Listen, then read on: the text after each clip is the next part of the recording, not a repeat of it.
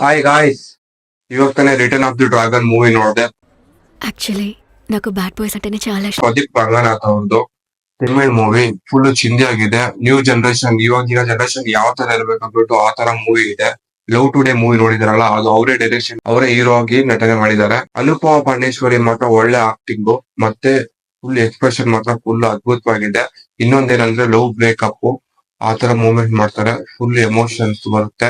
ಮತ್ತೆ ಪ್ರತಿಯೊಂದು ಜನರೇಷನ್ ಅಲ್ಲಿ ಕೂಡ ಪ್ರತಿಯೊಂದು ಹುಡುಗರ ಲೈಫ್ ಅಲ್ಲಿ ಹಾಗೆ ಆಗಿರುತ್ತೆ ಆ ಮೂಮೆಂಟ್. ಲವ್ ಬ್ರೇಕಪ್ ಆಗಿರ್ಲಿ, ಮತ್ತೆ ಇನ್ನೊಂದು ಮತ್ತೊಂದು ಆ ತರ ಸ್ಟೋರಿ ಹೋಗಿದೆ. ಫೇಕ್ ಡಾಕ್ಯುಮೆಂಟ್ಸ್ ಇಂದ ಯಾವ ತರ ಜಾಬ್ ಪಡ್ಕೊಳ್ಳೋದು ಅಂದ್ಬಿಟ್ಟು ತೋರಿಸಿದಾರೆ ಇದ್ರಲ್ಲಿ. ಪ್ರದೀಪ್ ರಂಗನ್ ಅವ್ರ ಆಕ್ಟಿಂಗ್ ಮಾತ್ರ ಫುಲ್ ಚಿಂದಿ. ಆ ಎಮೋಷನ್ ಆಗಿರ್ಲಿ, ಮತ್ತೆ ಯಾವ ತರ ಗೆರಿ ವಿಜಯ್ ಅನ್ಬಿಟ್ಟು ಆಕ್ಟಿಂಗ್ ಮಾಡಿರ್ತಾರಲ್ಲ, ಅದ್ರ love today return of the dragon ಅನ್ನೋ ಮೂವಿದಲ್ಲಿ ಕೂಡ ಅದಕ್ಕೂ ಇದಕ್ಕೂ ಡಿಫ್ರೆಂಟ್ ಏನು ಇಲ್ಲ ಅಂತಿದ್ದಾರೆ. ಅದಕ್ಕೂ ಇದಕ್ಕೂ ತುಂಬಾ ಡಿಫ್ರೆಂಟ್ ಇದೆ. ಅದೇ ತರನೇ ಇದು ಮೂವಿ ಸೀಕ್ವಲ್ ಆಗಿ ಬಂದಿದೆ, ತುಂಬಾ ಚಿಂದಿಯಾಗಿದೆ. ಅದು ನೆಕ್ಸ್ಟ್ ಲೆವೆಲ್ ಅಂದ್ರೆ ಇದು ಇನ್ನೊಂದು ನೆಕ್ಸ್ಟ್ ಲೆವೆಲ್ ಆಗಿದೆ ಮೂವಿ.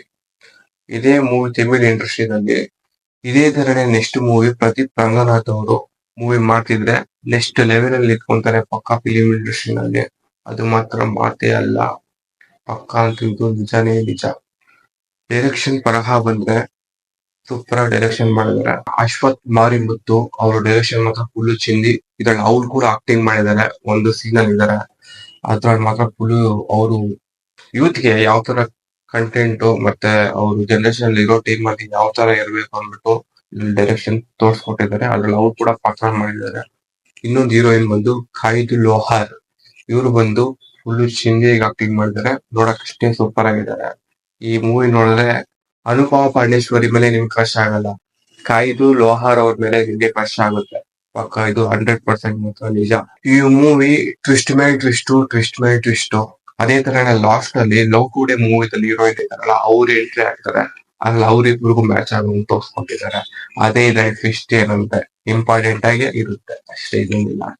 ಆದ್ರೆ ಪಕ್ಕಾ ಕಮರ್ಷಿಯಲ್ ಫಿಲಮ್, ಪಕ್ಕಾ ಲವ್ ಸ್ಟೋರಿ, ಪಕ್ಕಾ ಲೋಕಲ್, ಪಕ್ಕಾ ಮಾಸ್ ಸಿನಿಮಾ ಅನ್ನೋ ತರ ತೋರ್ಸಕ್ ಕೊಟ್ಟಿದ್ದಾರೆ. ಆದ್ರೆ ನಿಮ್ ಅಭಿಪ್ರಾಯ, ನೀವು ಈ ಮೂವಿ ನೋಡ್ಬಿಟ್ಟು ಯಾವ ತರ ಇದೆ ಅಂದ್ಬಿಟ್ಟು ಕಮೆಂಟ್ ಮಾಡಿ. ಇದ್ರಲ್ಲಿ ಲೈಕ್ ಮಾಡಿ, ವಿಡಿಯೋ ಬರ್ತಾ ಇರುತ್ತೆ, ಸಬ್ಸ್ಕ್ರೈಬ್ ಮಾಡ್ಕೊಳ್ಳಿ.